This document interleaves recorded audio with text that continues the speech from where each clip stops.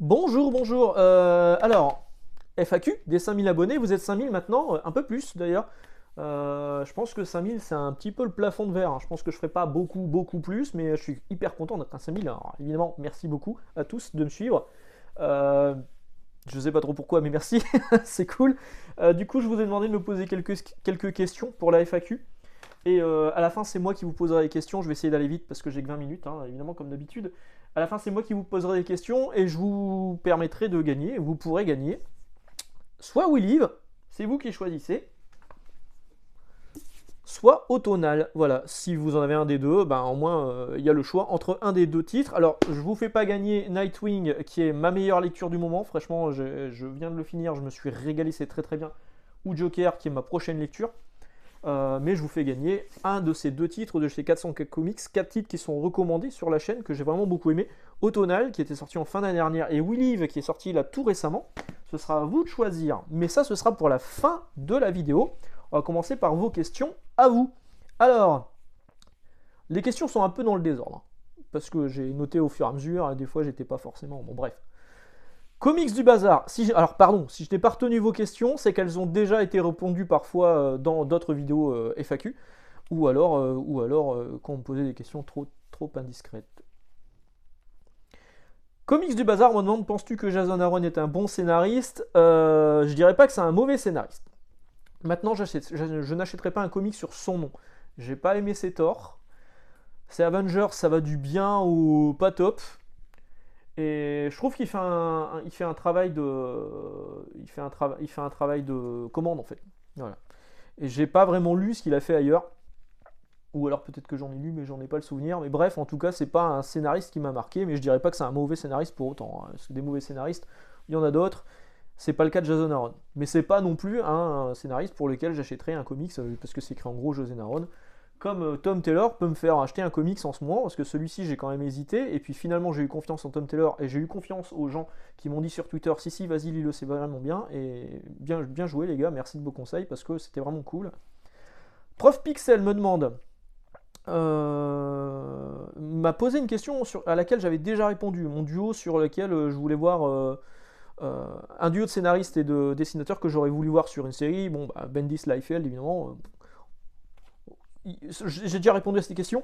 Donc je vais plus prendre ta question bonus qui était quelle est la licence de jeux vidéo que tu aimerais voir revenir hors Marvel versus Capcom. Eh ben SNK versus Capcom, parce que SNK, les personnages de SNK ils ont la putain de classe. SNK versus Capcom 1 était magnifique. C'est l'un des plus beaux jeux de baston auxquels j'ai joué, et le mélange des deux au début ça pouvait faire peur, mais franchement c'était hyper cool. SNK versus Capcom 2 il est encore plus technique, même si je préfère quand même le premier. Et j'aimerais trop voir un SNK versus Capcom 3, mais pas en 3D s'il vous plaît. Mais de toute façon ça n'arrivera jamais. Enfin, on n'aurait jamais cru déjà à l'époque qu'un SNK et Capcom fassent un jeu ensemble. En l'occurrence il y en a eu 3 d'ailleurs, voire plus. Ouais, il y en a eu sur No Pocket. Mathieu me demande, je ne lis pas de franco-belge, est-ce que j'ai lu Black Sad? Je ne lis aucun franco-belge. J'ai lu du franco-belge quand j'étais plus jeune, Astérix, Tintin, voilà, les grands classiques que j'ai appréciés, hein, mais non, je lis pas de franco-belge. En fait, j'aime pas le style, j'aime pas le fait que les mecs mettent 2 ans et demi à faire 48 pages, et j'aime pas la mise en page qui est très carrée, j'aime pas quand les bulles, il y a plus de bulles, plus de texte que de dessin. Ouais, c'est très raccourci, hein, mon avis là-dessus, mais non, je lis pas de franco-belge, ça m'intéresse pas, et j'ai déjà pas énorme de temps à consacrer à ma lecture de comics et mes lectures de manga, que je peux pas non plus multiplier mon temps de lecture, et donc du coup je m'intéresse pas tellement au franco-belge, même si je sais répondre quand on me pose des questions en librairie sur ce qu'il faut lire pour tel type de personne, en fait le plus simple c'est de creuser, hein, de savoir ce que la personne lit déjà, et puis après on arrive à trouver des pistes. Pierre Davila me demande comment va Michel. Bah, elle va très bien, je te remercie. Alors c'est vrai que Michel, ça fait un an. L'année dernière, j'ai failli la perdre. Ça fait déjà un an, hein, qu'elle a failli mourir. Et bah là, elle va bien. Elle a bien repris du poids, tout va bien. Alors elle apparaît plus trop dans les vidéos parce qu'en fait, il fait froid ici. Du coup, quand je la mets ici, je le grelotte là déjà un peu. Quand je la mets ici, elle veut se barrer tout de suite. Donc, elle apparaît pas dans les vidéos. Elle réapparaîtra dans les vidéos certainement cet été, hein. Nicolas Le Roland me demande, mon perso Marvel et mon perso DC surcoté, que je trouve surcoté. Eh ben, chez Marvel, c'est Black Panther. je trouve que les séries sont pas à la hauteur. Je trouve que moi le film, c'est clairement pas le film Marvel que j'ai préféré. Et Wonder Woman pour DC Comics, pareil, je trouve qu'elle a une série régulière, mais qui est pas à la hauteur de ce que j'aimerais lire dessus. Pas à la hauteur de ce qu'a fait par exemple Greg Rucka sur le personnage. Ou Georges Pérez. Et sous-exploité, bah les mêmes. J'aimerais tellement les voir avec des scénaristes qui m'accrochent, comme Tom Taylor, comme Bendis, comme Millar. Millar, il y a très peu de chance, mais. Et des dessinateurs qui me font rêver, quoi. Et là c'est pas le cas. En ce moment, ces deux séries-là, aussi bien chez Marvel que chez DC, c'est pas des séries que je suis, c'est pas des séries qui m'intéressent. Et voilà. C'est malheureux, mais c'est comme ça. Alexandre Chac me demande la stratégie agressive de Panini, qu'est-ce que j'en pense? Bah c'est trop en fait, c'est trop. Il y a trop de sorties d'un coup, on vous demande trop de pognon, il y a un moment, à force de tirer sur la corde, elle va casser, c'est sûr. On peut pas tous claquer 80 balles par mois dans du comics, dans un omnibus, voire deux omnibus. C'est trop. C'est pas assez dilué, c'est trop d'un coup, et en plus de ça, ils annoncent qu'il y aura encore d'autres choses à annoncer pour le deuxième semestre. Ouais, bah, ça commence à faire beaucoup, beaucoup, beaucoup. À tel point que Sullivan Rouault de iComics en a bien parlé dans sa dernière vidéo. Je vous invite à aller la voir, la dernière vidéo d'iComics. Que c'est les plus petits, enfin les indépendants qui en pâtissent de ces grosses annonces aussi bien chez Panini que chez Urban. Il y a un moment, il faut faire des choix. Moi, je sais que mon choix ira tout le temps vers les Big Two parce que je suis fan de super-héros. Mon style de comics préféré, c'est le super-héros. Même si j'aime bien lire de l'indépendant également, par moment. Mais à choisir, je partirai sur du super-héros parce que c'est des personnages avec lesquels je suis confortable. Voilà. C'est con, mais c'est comme ça. Et il a raison, il y a un moment, les gens pourront pas tout acheter et c'est malheureusement les indépendants qui vont en pâtir. Donc c'est pas la bonne méthode pour moi. D'ailleurs, tu me demandes quelle est la bonne méthode pour sauver le comics en France. J'en ai aucune idée. Je ne suis que lecteur, accessoirement libraire. Je n'ai pas la prétention de savoir de quoi ça parle. Maintenant, je sais que Sullivan, il y avait une question par la suite là-dessus, une question de, je ne sais plus. Je l'ai noté. De Mugiwara 76 000 me disait que penses-tu de la table ronde proposée par Sullivan pour sauver le comics en France? Bah moi je suis partant. Après, il faut trouver le temps, il faut trouver les bonnes personnes avec qui on parlait. Est-ce que vraiment mon avis est pertinent alors que moi je suis juste libraire BD dans un gros indépendant, on va dire. Je suis pas dans une boutique spécialisée BD. C'est vrai que j'ai les retours des clients, c'est vrai que je vois un petit peu comment ça se passe de l'autre côté de la barrière. Et moi je suis partant. Voilà. Je suis partant, mettre les animosités de côté, comme il l'a dit dans sa vidéo, il a vu des youtubeurs se fâcher avec des journalistes, bon, évidemment il parlait de moi. Mais ouais, moi je suis prêt à en parler. Hein. Mais comment sauver le comics en France? Moi je vois pas de solution. Hein. Le prix, évidemment, le prix c'est une solution, mais c'est pas que, et en sachant que le prix, bon bah là il y a une collection Urban Nomad qui va arriver, ça a été annoncé officiellement par Urban. Fin juillet, non fin août, je crois que c'est fin août, avec des tarifs à 5,90€, 7,90€, 9,90€ pour un petit format. Il y aura du Watchmen, il y aura du Batman, etc. C'est une solution pour attirer de nouveaux lecteurs, mais est-ce que c'est la solution? J'en suis pas certain. Mike Moody me demande qu'est-ce qui me motive dans ma chaîne YouTube. J'en sais rien. Franchement, j'en sais rien. Des fois, je me dis que je devrais peut-être arrêter parce que j'ai pas le temps de faire tout ce que j'ai envie de faire. Et parfois, je fais des trucs complètement à l'arrache alors que vous méritez carrément mieux. Mais ce qui me motive, ouais, c'est les retours. En fait, les retours que j'ai de votre part, de certains éditeurs, de gens qui passent me voir là où je travaille, bah, c'est cool, quoi. Merci d'être 5000. C'est cool. SadFC me dit as-tu compté le nombre de fois où j'ai dit j'aurais dû vérifier avant? Je les ai pas comptés, mais je pense qu'il y en a plus de 400. Il y a plus de 400 vidéos. Hein, donc ça doit arriver au moins une fois toutes les deux vidéos. Et voilà. J'aurais d'ailleurs dû mieux préparer cette vidéo avant de l'enregistrer. D'ailleurs, je suis déjà à 9 minutes. J'aurais jamais le temps. Allez, on accélère. Patotaku, qu'en penses-tu de l'influence du wokisme dans les comics? Vaste question. Je pense que je n'ai pas tellement grand-chose à dire là-dessus. Non, j'ai pas grand-chose à dire là-dessus. Quand on veut changer, je sais pas si tu parles de la couleur des personnages par exemple, ou de l'ethnie, ou Quand on veut changer un personnage profondément juste pour l'adapter et moins choquer les gens, ça m'emmerde un peu. Parce que c'est pas le personnage tel que je le connaissais moi à la base. Maintenant, je peux le comprendre. Voilà. Après, l'influence du wokisme dans les comics, pour l'instant, je la ressens pas trop. Le fils de Superman est gay, c'est très bien pour lui. Je veux dire, ça ne choque que les gens qui sont choqués par ça. Moi, ça me dérange pas. Donc moi, je vois pas tellement d'influence dans le wokisme pour le moment. Enfin, à mon petit niveau, ça me choque pas. Baptiste Veco me demande quel est selon toi le genre le moins utilisé dans les comics. Et il me dit aussi qu'il doit craquer son PEL à chaque fois après une de mes vidéos. Je suis désolé pour ton PEL, mes excuses à ta femme. Et je dirais le genre le moins utilisé dans les comics, c'est la new romance. Bon, après, tellement, je suis pas sûr que ça intéresse beaucoup de gens, la new romance. Penses-tu qu'il vaut mieux que les éditeurs multiplient les comics souples à petit budget pour attirer des nouveaux lecteurs, ou continuer les éditions cartonnées pour garder le peu d'amateurs de comics qu'il reste en France? Multiplier les comics à petit prix en souple, moi je voudrais qu'on revienne au souple, de toute façon ça ferait baisser les coûts. On passerait de 19 € sur un 100% chez Panini à 12, 13 €, allez, à 14 €, ça serait cool.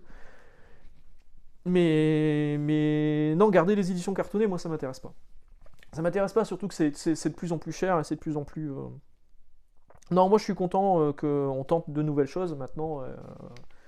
Faut que ça fonctionne. La collection Urban Nomad dont je parlais tout à l'heure, à mon avis, elle s'adressait aussi aux fans de manga parce que le format il est beaucoup plus petit. Ça va être le format.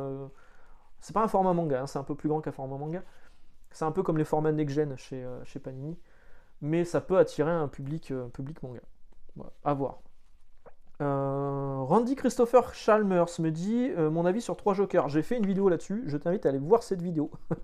Mais j'ai bien aimé. Voilà. Johan Daldalian me demande quels principaux runs ou events plus ou moins récents de Marvel je recommanderais pour être OP sur l'univers. Il n'y a pas de run ou d'event pour être OP sur les univers. Je pense que le comics, à un moment, il faut se lancer dans le truc. Et si on comprend pas, on essaie de chercher ailleurs. On essaie de chercher ses infos à droite, à gauche. Mais le tout, c'est de se lancer dedans. Alors, tu peux prendre des événements récents, tu peux prendre Empire, tu peux prendre Heroes Reborn, mais il y a un moment, tu vas lire Heroes Reborn, tu vas trouver ça cool, mais tu vas être un peu perdu parce que c'est pas forcément les personnages que tu connais dans les films. Donc, du coup, moi je trouve qu'il n'y a pas vraiment de run ou d'évents qui permettent d'être vraiment OP sur les univers. Alors, ouais, il y a parfois des reboots, genre Flashpoint, qui est cool pour démarrer les New 52, mais ça date d'il y a quand même un petit moment. Là, il y a DC Infinite Frontier, bon, j'ai pas trouvé ça exceptionnel. Et puis, je trouve que c'est pas indispensable de le lire pour comprendre ce qui se passe actuellement chez DC. Il y a Nightwing démarre en numéro 1, alors qu'à l'intérieur, ça démarre au numéro 78 américain. Aucun problème. Je n'ai pas été perdu. Il y a un gros explicatif au début de la part du Urban. Franchement, nickel. Ricardo Anthony Sopena me demande quel type de musique pour les Fantastic Four de Hickman? Aucune. Déjà, j'ai pas aimé les Fantastic Four de Hickman. Et puis surtout, j'écoute pas de musique en fait quand je lis parce que ça me déconcentre. Rotator qui est papa en juillet. Bon courage à toi. Est-ce que l'arrivée de Charlie était comme tu l'imaginais? Est-ce que ton temps lecture jeux vidéo, est-ce que tu as encore du temps pour la lecture et les jeux vidéo? Comme je l'imaginais, ouais, ça va. C'était moins pire. Moi, je m'imaginais vraiment être en galère tout le temps. Beaucoup plus fatigué. Finalement, il fait 9h du soir, 9h du matin au niveau du sommeil, donc c'est cool. Et oui, j'ai du temps pour lire et jouer aux jeux vidéo grâce à Margot qui m'accorde des bulles où je peux souffler. Margot s'occupe beaucoup plus du petit que moi, vu que moi j'ai repris le travail. Elle, c'est pas le cas. Cédric Cassin, salut Cédric, un fidèle depuis le tout début. Critique ciné ou série, non, c'est pas mon rôle, je trouve que c'est pas mon rôle. Une vidéo sur Titan Comics, Mutant Comics, non. Non, parce qu'il y a déjà des gros problèmes sur cet éditeur, des problèmes de droit, on n'est pas sûr qu'ils aient vraiment les droits. Le titre s'appelait Titan Comics au numéro 1, ça change déjà de nom au numéro 2 pour s'appeler Mutant Comics, pour éviter les problèmes de droit. Sauf que Mutant, ça pose des problèmes aussi. Non, franchement, j'ai pas craqué, je me suis pas rendu dans un buraliste parce que c'est disponible en kiosque pour l'acheter, mais non, je ferai pas de vidéo dédiée là-dessus. Forge Stellaire, je pense que je vais être obligé de faire une deuxième vidéo. Je suis désolé, hein. On est déjà à 14 et j'ai pas eu. Forge Stellaire, ce sera la dernière question. Et on enchaînera sur une vidéo. Je vous mettrai tout là à la foulée. Hein. C'est juste que, encore une fois, mon téléphone bloque au bout de 20 minutes. Hein, téléphone de merde, Xiaomi. Donc, je vous ferai 2 vidéos en 2 parties. Et voilà. Forge Stellaire, mon avis sur Marvel Unlimited. Ou Comic City, Amazon. Enfin, Marvel Unlimited, je trouve que c'est une bonne chose, mais moi j'aime le physique. Ouais, j'aime le physique. Je crois que c'est Stanley qui disait non, les comics c'est bien mais c'est mieux en physique. C'est comme les femmes, le comic c'est comme les femmes mais c'est mieux en physique qu'en virtuel. Enfin, je sais plus qui disait ça, mais bref. Moi je préfère avoir des vrais bouquins dans les mains. Après c'est pratique hein, pour les voyages, c'est beaucoup moins cher, c'est un abonnement qui coûte pas très cher hein, par rapport aux fortunes qu'on peut dépenser là-dedans. Ouais, si, c'est bien, mais on n'a pas vraiment l'objet. Et donc il y a l'exemple de Comic City et Amazon qui est tombé il y a pas longtemps. C'est Style Comics vidéo que je salue ici. Et je vous invite à aller vous abonner à sa chaîne parce que c'est vraiment très bien. Il a fait une vidéo il n'y a pas longtemps sur Empowered de Adam Warren. Et en plus de ça, ça explique un petit peu d'où vient Adam Warren. Donc très très bien, très bonne vidéo. Bravo à toi. Et donc il expliquait il y a pas longtemps sur Twitter que lui il était abonné à Comic City, ça a été racheté par Amazon et du coup c'est la merde. Ils ont changé le lecteur, il peut plus zoomer, dézoomer. Les doubles pages, au lieu d'apparaître en grande page qu'on peut zoomer, dézoomer comme on veut, non, il y a juste un petit carré au milieu. C'est une catastrophe et le problème c'est que j'ai l'impression que ces comics ne nous appartiennent pas. C'est comme l'abonnement du Xbox Game Pass, c'est pas à vous en fait le jeu, hein, c'est une location, comme Netflix en fait, comme Disney+. Les gens qui disent ouais j'ai tous les Marvel sur Disney+. Non, tu n'as pas tous les Marvel sur Disney+. Tu loues les Marvel, comme à l'époque des vidéoclubs. Voilà, bah écoute, c'était... ah si, je vais quand même répondre à JCDev pour la dernière question, qui me demande c'est quoi un shmup. Qu'est-ce que c'est un shmup? Un shoot 'em up, ou shooting game, ou STG. Ce sont des jeux avec des petits vaisseaux. En général, les petits vaisseaux, ça peut être aussi des personnages qui tirent sur des ennemis. Hein. De toute façon, tu as forcément joué à un shmup dans ta vie. R-Type, c'est un shmup. Gradius, c'est un shmup. Dodonpachi Daifukatsu, c'est un shmup. Tu l'as peut-être pas essayé. Le shmup, c'est le premier genre de jeu vidéo, quasiment le premier genre de jeu vidéo. Moi, ma première découverte du shmup, c'était avec Space Invaders sur Atari 2600. Puis après, avec Xevious, avec Raiden, avec Layer Section, enfin bref, plein de titres comme ça, Salamander. Donc c'est un jeu de tir où on score, où on doit finir le jeu en un crédit idéalement, et où je m'éclate, et sur lesquels, c'est un genre sur lequel on avait créé avec mon camarade I2, Yannick, un site dédié aux gens, un forum dédié aux gens, on faisait des podcasts réguliers, et vraiment c'était l'une des meilleures parties de ma vie, même si actuellement, j'ai envie de dire que la partie de ma vie actuelle est sans doute meilleure. Mais voilà, donc c'était les shmups, c'est ça. Voilà. C'est du jeu vidéo, et c'est le meilleur genre de jeu vidéo pour moi, avec le jeu de baston. De toute façon, le meilleur genre de jeu vidéo, c'est les jeux d'arcade.